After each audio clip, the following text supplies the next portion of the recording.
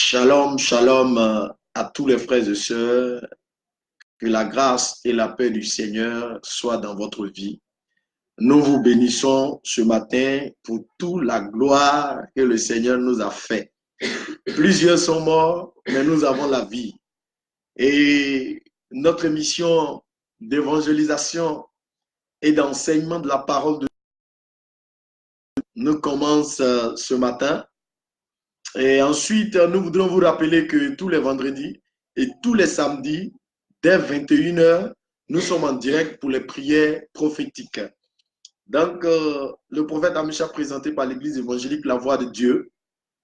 Shalom à vous ce matin. Et nous allons parler de la prière aujourd'hui. Et la semaine prochaine, nous allons aussi parler de la prière. Alors, le sous-thème ce matin que nous voulons parler aujourd'hui concernant la prière. Alors, ce sous-thème est très simple. Les empêchements pour des raisons, pour des réponses à nos prières. Excusez-moi. Des empêchements pour des raisons à nos prières, pour des réponses plutôt à nos prières. Ça veut dire quoi? Lorsque nous nous mettons à prier, nous sentons qu'il y a un blocage. C'est-à-dire quoi? Nos prières ne sont pas exaucées à temps ou nos prières ne sont pas réellement exaucées. Et ça nous amène à nous décourager.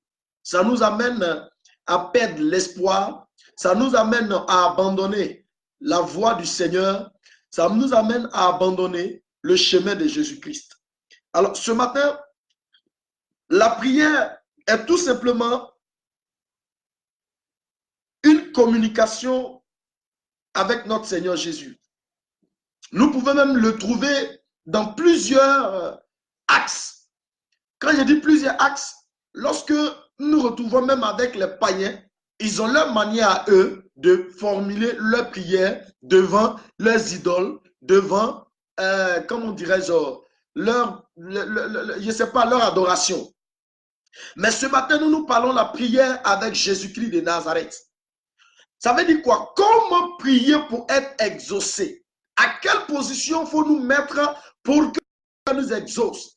Aujourd'hui, nous ne parlerons pas de comment se positionner, c'est-à-dire se mettre en genoux, faire autre chose, mais nous allons parler des obstacles à la réponse de nos prières. Et le premier obstacle, c'est que nous luttons pour ce que nous désirons sans toutefois le demander à Dieu. Nous luttons nous-mêmes par notre propre force, par notre propre intelligence, par notre propre pensée, par nos propres actions, pour que nous puissions obtenir ce que nous voulons et nous pensons que nous demandons à Dieu. Nous ne demandons pas à Dieu. Nous pouvons retrouver ça dans le livre de Jacques, chapitre 4, le verset 2. Donc, nous allons le lire. Le livre de Jacques, chapitre 4, le verset 2. Nous allons le lire ensemble. Voilà ce qu'il est écrit. Il dit, vous convoitez et vous ne possédez pas. Vous êtes métriers et envieux et vous ne pouvez pas obtenir. Vous avez des querelles et des luttes et vous ne possédez pas parce que vous ne demandez pas. Vous comprenez? Nous sommes d'abord quoi? Nous sommes dans un esprit de convoitise. Nous convoitons, on ne demande pas. C'est-à-dire quand on voit un frère ou bien une soeur, je prends un exemple, qui a une voiture, au lieu de dire Seigneur, ah vraiment bénis-moi afin que j'ai aussi la voiture, mais on dit cette parole, cette voiture-là, je vais avoir aussi. Ça c'est de la convoitise, ce n'est pas une prière, ce n'est pas une demande.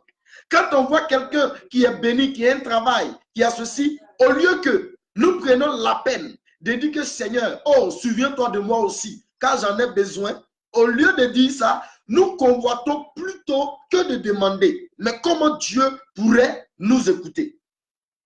Si ce même passage dit, vous êtes des métriers et envieux. Ça dit quoi? Un métrier n'est pas seulement celui qui tue, n'est pas seulement celui qui prend des armes, n'est pas seulement celui qui prend des couteaux pour tuer. Mais un métrier, c'est quelqu'un dans son cœur qui médite que celui qui est béni revient à zéro pour que lui soit au-dessus. J'espère qu'on se comprend ce matin. Bien-aimé, si tu as compris ça, ça va te faire du bien lorsque tu vas te mettre à prier et demander à Dieu, en vidant ton cœur, en vidant ton esprit, en vidant ton âme, pour entrer dans la grâce divine de l'Éternel. Dieu te bénisse ce matin. Et je continue. Dans ce même verset, il dit, vous ne pouvez pas obtenir, vous avez des querelles et des luttes. Vous voyez, nous sommes en quelque sorte jaloux lorsque l'autre est béni. Et nous sommes dans des querelles. Mais écoutez, les querelles ne peuvent pas nous permettre d'avoir la faveur de Dieu dans notre demande. Donc ce matin, je voudrais t'interpeller d'abandonner les querelles, d'abandonner cette histoire d'être un vieux, d'abandonner cette histoire de mettre dans ton cœur, dans ton esprit, sans toutefois même que tu libères en parole, d'abandonner cette histoire de convoitise et de te mettre à demander à Dieu afin de posséder. Dieu te bénisse. Nous continuons. C'était le premier point. Le deuxième point, nous demandons avec des intentions égoïstes. Nous demandons avec des intentions égoïstes. Qu'est-ce que nous appelons l'égoïsme? L'égoïsme, c'est quelqu'un qui souhaite dominer les autres, qui souhaite gagner pour que tout le monde soit à ses pieds, pour que tout le monde soit à son service. Et il va les insulter, il va les écraser, il va marcher sur eux. Ce n'est pas un leadership, c'est de l'égoïsme. Alors, on va retrouver ça dans le même livre de Jacques, chapitre 4, le verset 5. Ça te fera du bien si tu me suis. Et partout où vous nous suivez, marchez selon les principes, marchez selon cet enseignement et changez votre position de prière dans votre esprit, dans votre cœur, et vous verrez que le Seigneur va vous exaucer en son temps. Il dit au verset 3, vous demandez et vous ne recevez pas parce que vous demandez mal, dans le but de satisfaire vos passions. Vous voyez, on veut que tout le monde dise que, oh, regarde comment il est habillé, regarde comment il est beau, oh, mais son habit, ça coûte cher. Et vraiment, c'est lui. Et puis tout le monde le félicite et puis soulève ses épaules. Bien-aimé, si tu demandes dans une intention égoïste, le Seigneur ne te donnera pas. Nous qui avons peut-être connu des temps difficiles avec des amis, des parents, nous demandons et puis nous disons, quand je vais réussir là, ils vont voir ce que je vais leur montrer. Mais tant que tu auras cette intention, tu ne réussiras pas et tu ne pourras rien avoir de Dieu dans ta prière. Bien-aimé frère, je voudrais t'inviter à comprendre que le Seigneur a besoin que nous sortons de l'intention égoïste dans notre prière. C'est-à-dire quoi? Quand nous prions pour que le Seigneur nous donne, nous devons savoir que nous devons prier pour que Dieu aussi donne aux autres. Et pendant que nous avons l'amour et l'amour de nos prochains, écoutez-moi bien, j'ai parlé de l'amour. C'est-à-dire l'amour que nous avons, elle peut être mondial, elle peut être personnel. Mais il parle maintenant de l'amour du prochain. Et quand la Bible parle de l'amour du prochain, c'est que sous-entend que lorsque je suis en train de prier et que je veux obtenir la grâce, la faveur de Dieu, en tant qu'un enfant de Dieu, je dois penser aux autres dans ma prière. Je dois penser à ma femme. Je dois penser à mon frère, je dois penser à ma soeur, je dois penser à mes enfants, je dois penser au pasteur, je dois penser à l'église, je dois penser à même ma nation, au monde. Je dois penser aux frères et sœurs qui sont dans des pays, qui ont besoin d'aide à cause de Jésus-Christ, qui sont emprisonnés, enchaînés, qui ont besoin d'aide.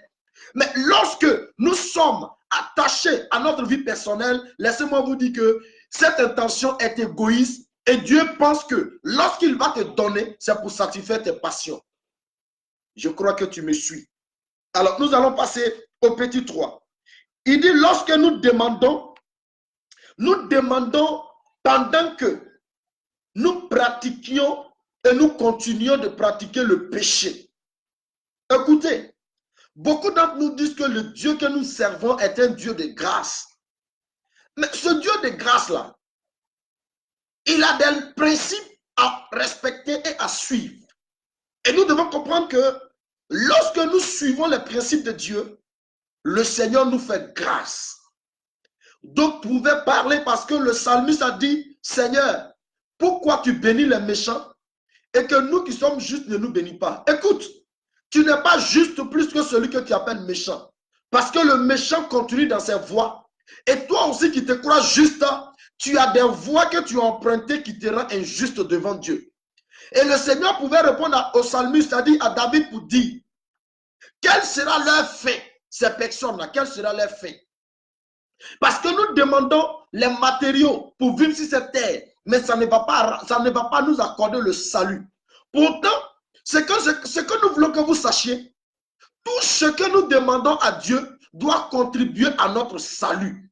C'est-à-dire quoi? Doit contribuer à ce que notre âme soit sauvée. S'il faut demander pour que ta passion sur cette terre soit satisfaite et que ton âme part en enfer, mais Dieu, il a une bonne raison de ne pas nous donner. Fuyons le péché. C'est ce qu'a dit la parole de Dieu. Alors, nous allons retrouver cela dans Ésaïe 59, le verset 1 à 2. Ésaïe 59. Il dit, pendant que nous demandons, nous continuons de pratiquer le péché. Nous continuons de vivre dans le péché. Et cela fait des obstacles. Écoute-moi, mon frère. Si nous lisons dans le livre de Juge et Jude, Jude dit, il ne faut pas marcher avec certaines personnes parce que leur sort est déjà scellé et condamné. Ça veut dire qu'il y a des personnes, quand vous marchez avec eux, vous avez l'impression que Dieu les bénit. Vous avez l'impression que le Seigneur les exauce. Vous avez l'impression que le Seigneur les écoute. Mais en fait, leur sort est déjà scellé pour se retrouver en enfer. Leur sort est déjà scellé pour se retrouver dans la guerre, dans le feu ardent. Donc, si tu les suis, toi, tu perds ton salut, tu perds ton âme, tu perds ce qui ne peut pas t'arranger. Laisse-moi te le dire ainsi, parce que le Seigneur aime celui qu'il aime et le Seigneur vit avec celui qu'il vit. Donc, ce matin, dans Ésaïe 59, le verset 1 à 2, nous connaissons plus ou moins ce passage. Il dit non, la main de l'Éternel n'est pas trop courte pour nous exaucer, son oreille trop dure pour nous entendre. Écoutez, il dit la main de l'Éternel. Il dit non, lui-même il répond non. La main de l'Éternel n'est pas trop courte pour nous exaucer et son oreille n'est pas trop dure pour nous entendre. Mais qu'est-ce qui l'empêche de nous exaucer? Qu'est-ce qui l'empêche de nous entendre? Il y a beaucoup de choses, bien aimés. Nous sommes en train de révéler seulement la prière, mais il y a tellement de choses que beaucoup d'entre nous ne peuvent pas comprendre. Est-ce que vous me comprenez? Il y a beaucoup de choses à dire concernant l'obstacle et l'empêchement à l'exaucement de nos prières. Nous ne faisons que commencer. Alors, au verset 2, il dit, mais ce sont vos crimes qui mettent une séparation entre vous et votre Dieu. Ce sont vos péchés qui vous cachent sa face et l'empêchement de vous écouter. Donc, laissez-moi vous dire que lorsque nous vivons et nous continuons de pratiquer le péché, nous sommes sûrs et certains que ça nous cache la face de Dieu. Ça nous empêche de rencontrer Dieu. Ça nous empêche d'obtenir la grâce et la faveur de Dieu, la bénédiction de Dieu. Ça nous empêche de voir la grâce et la bonté de l'Éternel. Ce matin, garde bien ce verset d'Ésaïe 59, le verset 1 à 2. 1. La main de l'Éternel n'est sur courte pour nous exaucer, ni ses oreilles ne sont sur dures pour nous entendre. 2. Au verset 2, il dit, c'est à cause de nos crimes, c'est à cause de nos péchés que sa face s'est détournée de nous. D'où que tu m'entends, que tu sois servante, serviteur de Dieu, tu as l'impression que Dieu ne te parle plus. Tu as l'impression que Dieu ne t'entend plus. Tu as l'impression que Dieu ne te voit plus. Tu as l'impression que les révélations que tu avais, les songes que tu avais, Dieu ne te parle plus. C'est parce qu'il y a un péché caché quelque part. Tu as l'impression, toi enfant de Dieu, que tu as perdu la faveur de Dieu. Mais écoute, tant que tu demeureras dans le péché sexuel, dans le péché d'immoralité, de fornication, tant que tu demeureras dans ton inconscience et dans ton conscience impure, tant que tu demeureras dans le lesbianisme, dans la pédophilie, dans la bestialité, tu vas chanter, oui, tu vas danser, oui, tu vas même prêcher, oui, mais laisse-moi te dire que Dieu ne prend plus plaisir en toi parce que tu n'es plus dans le cadre de sa vision. Et si tu me disais que Dieu te parlait, ce n'est plus le Seigneur qui te parle, mais ce n'est que le diable qui te parle parce que le Seigneur se retire des impurs et des orgueilleux. Donc, si tu crois que le Seigneur ne te parle plus, je te dirai ce mot. Répands-toi et reviens à l'Éternel et tu verras qu'il se repositionnera dans cette présence et tu entendras sa voix et tu auras sa grâce dans le nom puissant de Jésus-Christ. Donc, Ésaïe 59, le verset 1 à 2. Tu veux que le Seigneur te révèle sa face. Tu veux que le Seigneur t'écoute. Tu veux que le Seigneur t'exauce. Chers frères et sœurs, il est important que nous fuyions le péché et que nous nous repositionnons dans la pureté, dans la sanctification. Car il est écrit, sans la sanctification, nul ne verra l'Éternel. Shalom à toi ce matin encore. Nous allons au point 4. Aujourd'hui, nous allons étudier certainement 5 points majeurs ce matin. Au point 4, il dit, lorsque nous sommes sourds aux appels des pauvres, lorsque nous sommes sourds aux appels des pauvres, ça veut dire quoi? Écoutez, les versets se ressemblent et les versets sont une suite logique. Quand nous avons lu Jacques chapitre 4, le verset 2, il dit que, le verset 3, il dit que nous demandons mal parce que nous voulons satisfaire nos passions. Dieu n'est pas dans ça. Regardez maintenant, Proverbe 21, le verset 13. Proverbe 21, le verset 13. Nous allons le lire ensemble. Proverbe 21, le verset 13. Nous allons le lire. Proverbe 21, le verset 13. Quand nous allons le lire, tu vas comprendre. Proverbe 21, le verset 13. Prends ce passage avec moi. Regarde ce qu'il dit. Il dit, celui qui ferme son oreille au cri du pauvre criera lui-même et n'aura point de réponse. Ce n'est pas moi qui l'ai dit. Il dit, celui qui ferme ses oreilles au cri des pauvres criera lui-même et n'aura point de réponse. Écoute, je sais que des personnes t'ont choqué, ou des personnes t'ont blessé, ou des personnes à qui tu as fait du bien t'ont rendu le mal. Mais la Bible dit dans le livre d'Apocalypse, il dit, toi qui fais le bien, continue de faire le bien. Toi qui es sur le bon chemin, continue sur le bon chemin.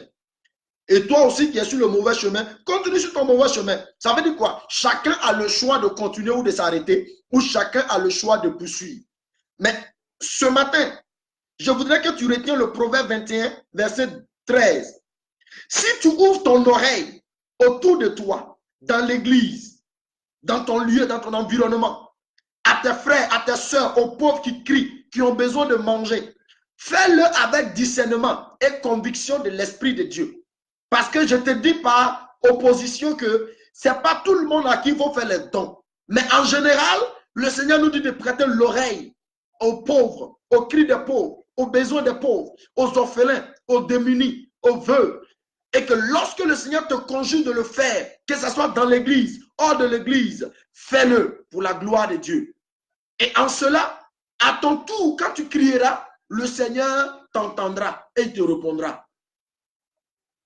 C'est ça le sens de la prière. Ne donne pas pour te glorifier, mais donne pour que le nom de Jésus-Christ soit glorifié. Ne donne pas pour te réjouir, mais donne pour que le nom du Seigneur soit réjoui. C'est-à-dire quand on donne, on ne parle plus de ça. On ne va plus s'arrêter derrière pour dire que oui, c'est moi j'ai donné ça, c'est moi j'ai fait ceci. Ça devient une autre pensée et Dieu n'exauce pas. Quand on donne, on ne parle plus de ça. On oublie ça. On bénit Dieu, on rend gloire à Dieu. Et je dis que si tu continues sur cette voie, tu entendras parfaitement la réponse de Dieu parce qu'il va t'exaucer au nom de Jésus-Christ de Nazareth. Alors, le 5e point ce matin, là où nous allons peut-être nous arrêter, ou bien nous allons poursuivre par la grâce de Dieu. Le 5e point, c'est lorsque nous nous opposons aux saints. Il dit aux saints. Nous allons partir dans Michée 3, le verset 2 à 4. Quand on parle des saints, c'est simple. Lorsque nous nous opposons aux uns aux autres. Michée chapitre 3, le verset 2 à 4. Il dit, vous haïssez le bien et vous aimez le mal.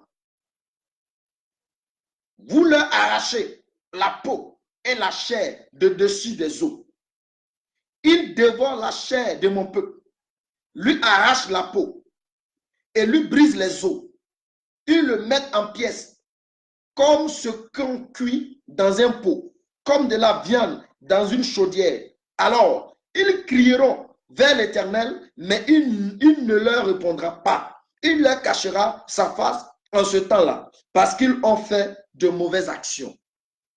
Lorsque nous avons de mauvaises actions envers nos prochains, lorsque nous avons de mauvaises actions envers les hommes de Dieu, lorsque nous avons de mauvaises actions envers nos frères ici en Christ, ce sont des saints. Lorsque tu as ces mauvaises actions, pendant que ton frère souffre, pendant que son frère est dans les épreuves, tu préfères plutôt le calomnier, tu préfères plutôt l'humilier, tu préfères plutôt l'injurier, tu préfères plutôt te moquer de lui. Mais cela aussi va créer un obstacle, cela va empêcher la réponse ou l'exaucement à ta prière. Lorsque nous nous réjouissons des épreuves de l'homme de Dieu, pendant que nous devons lui apporter secours, nous devons lui apporter de l'aide, nous nous réjouissons, nous nous moquons, nous le critiquons de part et d'autre chaque jour. Et il devient notre sujet de causerie dans nos quartiers, dans nos maisons. Il est mauvais, il est ceci, il n'est pas de Dieu, il est comme ci, il est cela. Bien-aimés frères, avant d'enlever la paille qui est sur l'œil de ton frère, il faut enlever la poutre qui est sur le tien. Et ça te fera du bien. Donc, ce matin, je voudrais te dire, lorsque nous nous opposons aussi aux saints, c'est-à-dire à nos frères, à nos sœurs, aux hommes de Dieu, aux servants de Dieu,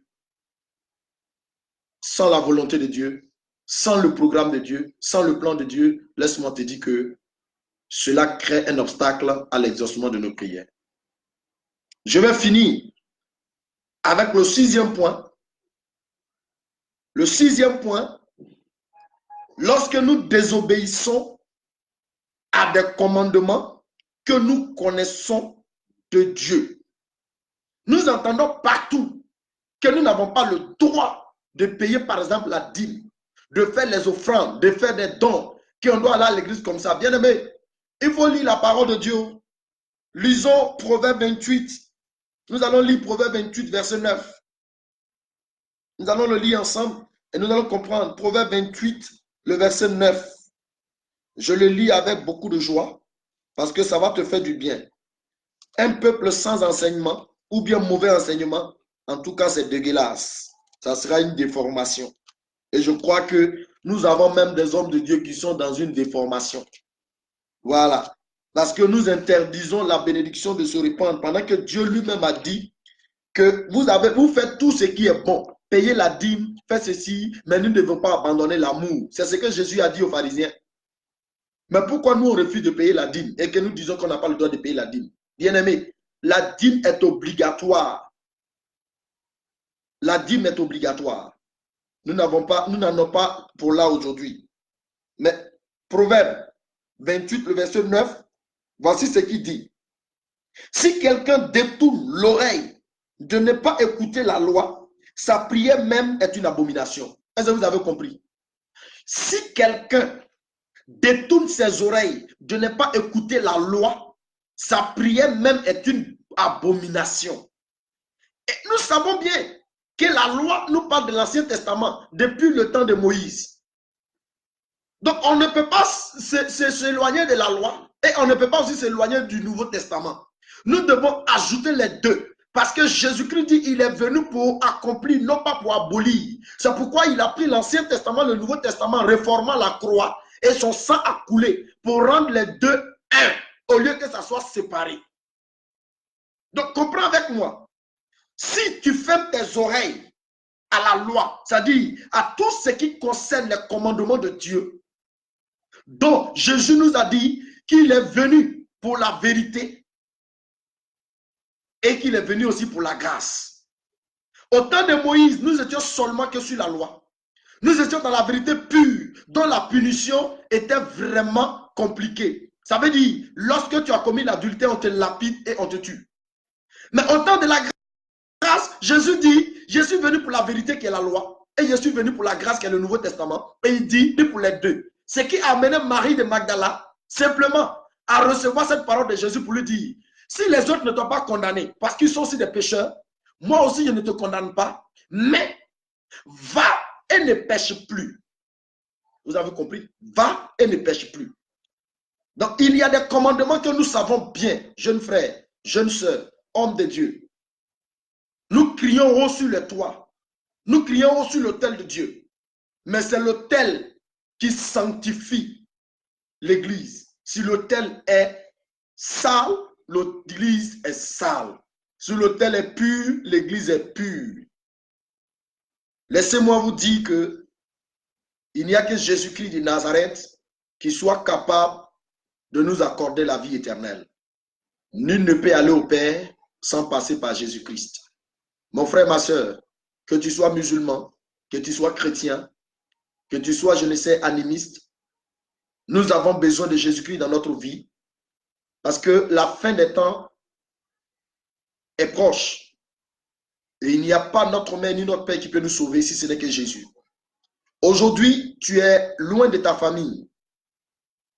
Et laisse-moi te dire une seule chose. Si tu crois que parce que tu es dans un pays aisé, dans un pays où on ne respecte pas les principes de Dieu, les principes spirituels, et que toi aussi tu as commencé à vivre la débauche, abandonnant la maison de Dieu, laisse-moi te dire que chacun rendra un compte à Dieu. Mais pendant que tu m'écoutes ou tu m'écouteras, d'où que tu te trouves, je voudrais que tu te mettes sur le genou de l'Éternel Dieu Tout-Puissant par son Fils Jésus-Christ et abandonner ta mauvaise vie, abandonner le mari des gens, la femme des gens et attendre à ce que Dieu te donne pour toi. Parce que tu ne peux pas demander à Dieu de t'accorder ce que toi tu veux sans toutefois abandonner ce que l'autre a que tu as pris de lui. Le Seigneur pouvait donner par le prophète Nathan, donner cette révélation à David pour dire qu'il y a deux bergers. Il y a un berger qui a beaucoup de brebis et il y a un berger qui a seulement qu'un brebis. Et celui qui a beaucoup de brebis s'est levé et il a volé le brebis de l'autre. Et il ne s'est pas arrêté là, mais il a tué son propriétaire. Et la Bible déclare que le roi David s'est déchaîné pour dire que celui-là, il mérite une punition. Oh, sagement, Nathan va lui dire, maître, c'est toi. Parce que le Seigneur m'a révélé ce que tu as connu de Uri en prenant sa femme et en le faisant assassiner pendant qu'il avait, et toi tu avais plusieurs femmes. Écoutez-moi bien. Quitte cette vie que tu mènes pour que le Seigneur t'exauce. Abandonne ce chemin que tu vis pour que le Seigneur t'exauce. Nous ne pouvons pas accompagner des fétiches et des marabouts et des adorations pour que le Seigneur nous exauce. Même si tu es assis dans l'église, laisse-moi te dire que tes problèmes ne finiront jamais. Et ta stabilité ne sera jamais. Et ta paix ne sera jamais parce qu'on ne mélange pas Dieu avec les adorations. Il est l'unique. Il a dit, je ne partage pas ma gloire. Si tu veux que le Seigneur partage sa gloire, je te prie et je t'en supplie, donne-lui ton cœur, donne-lui ton âme, donne-lui ton esprit. Ce matin, je voudrais te dire que la grâce et la paix du Seigneur te soient accordées. Nous allons prier. Et tu vas dire avec moi, Seigneur Jésus, donne-moi un cœur rempli d'amour pour mon prochain. Seigneur Jésus, aide-moi à marcher dans la droiture. Si c'est mon caractère qui m'empêche de marcher dans la vérité, brise ce caractère dans mes os, dans mes nerfs. Seigneur Jésus, donne-moi d'obéir à ta voix. Donne-moi de marcher selon ta parole. Dis, Seigneur Jésus, je veux réellement te recevoir comme mon Seigneur et Sauveur personnel dans mon cœur, dans mon âme, dans mon esprit. Et je veux marcher dans la voie du Seigneur. Je veux marcher dans tes pas afin que ma vie ne soit pas condamnée à l'enfer, mais que ma vie soit condamnée au salut éternel.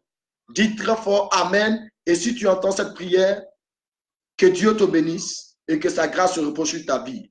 Mais laisse-moi te dire que demain, vendredi, dès 21 h, nous serons dans un temps de prière prophétique où nous donnerons un enseignement qui va toujours poursuivre dans le comble de la prière, d'où que tu es, que vous soyez en Espagne, que vous soyez au Maroc, que vous soyez en France, que vous soyez au Cameroun, que vous soyez aux États-Unis, partout où vous nous suivez, vous pouvez nous contacter sur notre page Facebook avec toutes les informations, notre site internet via. Vous pouvez aller sur notre page et nous avons des numéros de téléphone. Nous avons plusieurs autres produits que vous pouvez nous suivre. Les samedis, c'est la même chose que vous allez nous suivre aussi dès 21 h. Sans oublier le dimanche, notre culte de louange et d'adoration, sinon de reconnaissance à l'Éternel. Donc aussi, cela vous fera du bien. Vous pouvez nous contacter comme vous le souhaitez. Seulement en allant sur notre page, il y a des numéros de téléphone. Vous pouvez appeler et nous pouvons aussi vous écouter, prier pour vous directement via Messenger, via Facebook et comme on appelle WhatsApp, et cela vous fera du bien. Je dirais ce matin, Shalom, shalom, shalom. Sans oublier que vous pouvez toujours nous aider en nous soutenant par vos dîmes, par vos offrandes, pour que nous continuions de partager, de diffuser l'enseignement de Jésus-Christ, pour que ta vie soit toujours bénie.